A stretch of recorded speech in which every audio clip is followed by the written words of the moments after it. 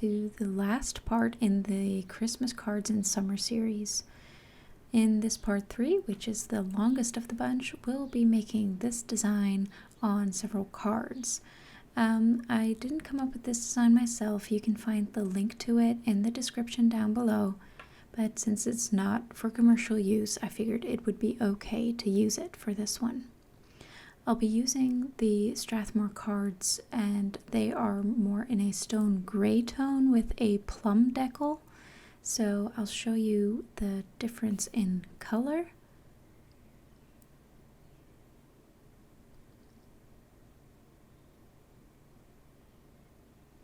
So these are the envelopes, totally matchy-matchy.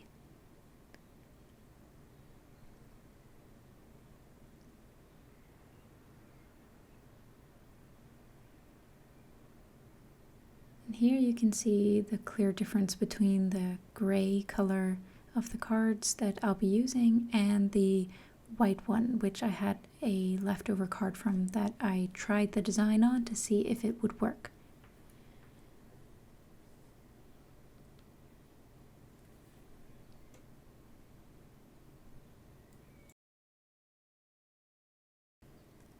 So the first step is drawing out circles where the design is going to be in the middle of the card.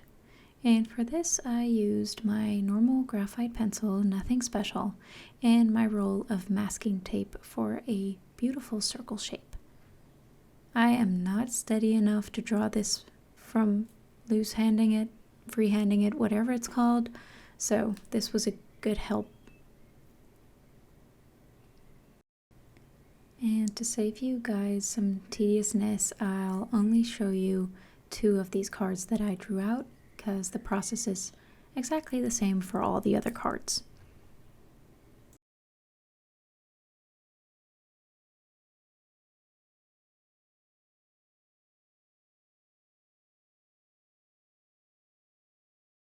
And there we go. All the cards have a circle right smack dab in the middle of the cards. And if I remember correctly, these are the 10 cards, so these are the last 10 cards I'll be drawing out to make it to 30, the order that was placed. So for the reference design that I already sketched out, I drew in the sky with the color 508 by Rembrandt watercolors, which is their Prussian blue color. And I'm kind of doubting if it's that one or the one beside, but for the ground I used the 585 watercolor, which is Edenthrin Blue by Rembrandt, and I figured it would be nicer if the sky was a little bit darker to really mimic the night sky. So I'll be opting to use the Edenthrin Blue for the sky as well and make it darker than the snowy floor.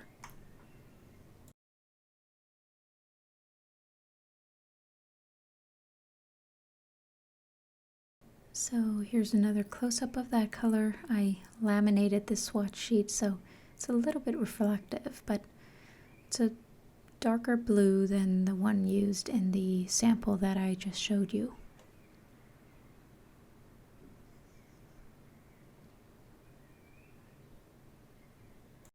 So I tried going in with this masking fluid pen for the first attempt to make the moon, to just try a couple of different techniques to leave that space white. So it took me quite a while to really get it put in there without scratching up all the paper, which isn't 100% watercolor paper.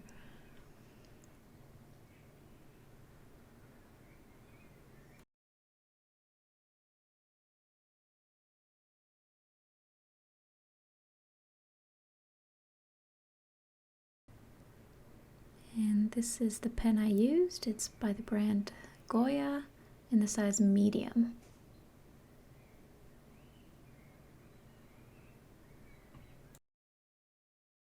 So here I go in laying some water on the cards before laying down the color of the sky and the foreground. After that, I'll be adding in the silhouette of the trees and the people and the dog in the front. So I would say enjoy, and I'll hop back in when it's time.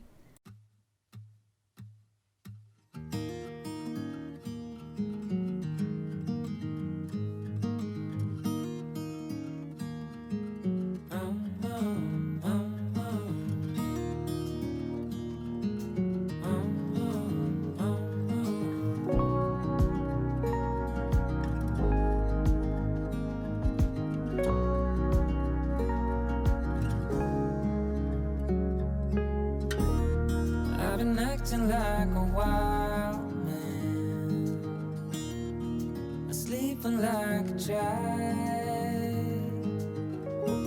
You're so luminous and vibrant.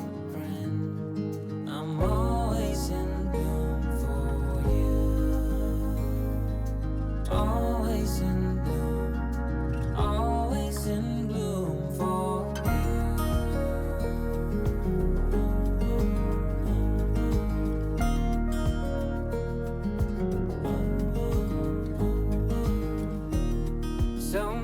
times I've stranded,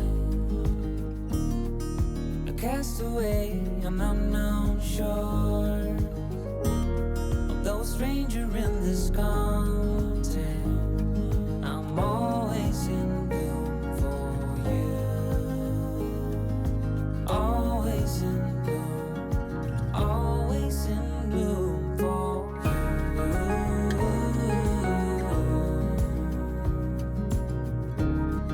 infatuated light.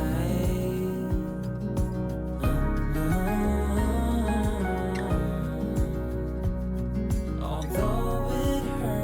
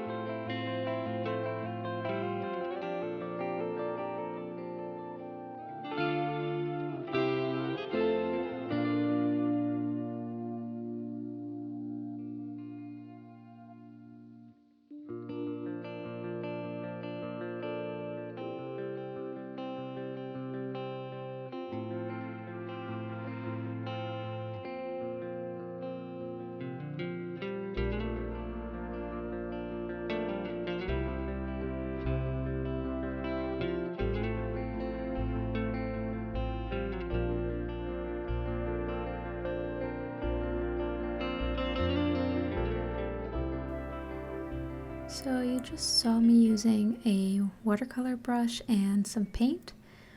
The original reference design that I drew out on the right was actually done with this fine liner by Derwent.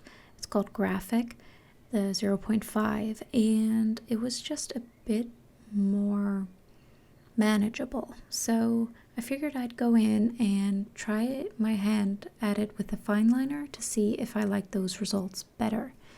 And I actually ended up really liking those results better and making the majority of the cards with the fine liners.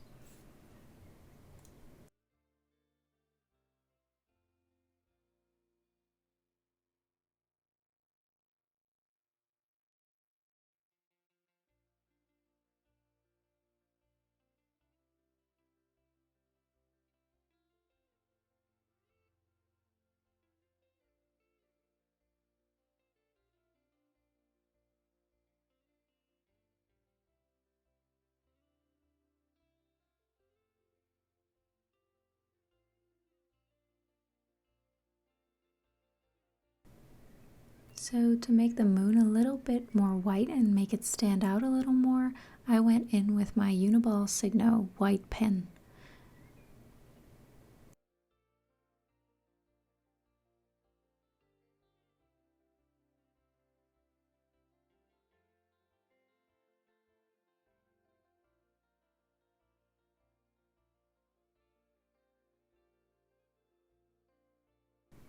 And the next step is adding in the shadow of the person and the dog. And for that I will be using the same Eidenthrine Blue by Rembrandt.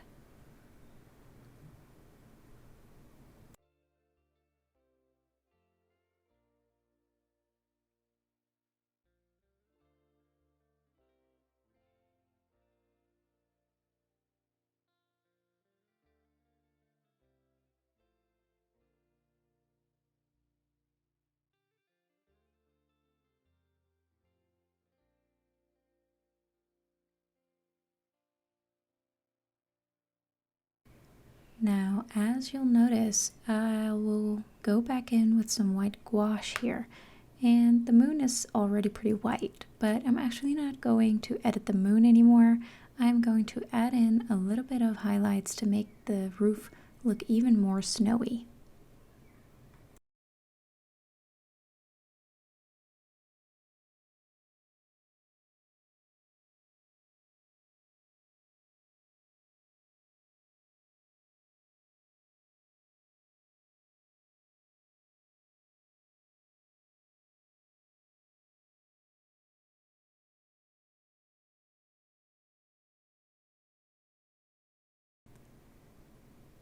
And it's time to erase the lines we drew out with the graphite pencil and the masking tape roll, just to make it look like we're naturally very centered and very good at finding the middle of this card. And now the finishing touch, which is a little bit of lighting from within the house to make it look like a cozy cottage in the middle of the woods.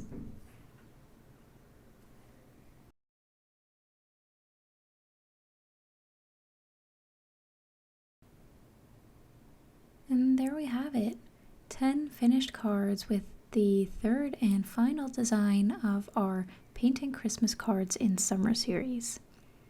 Now personally, I think this design is my favorite, but I'm very curious to know what you guys think. So let me know in the comments down below which design of the three was your favorite.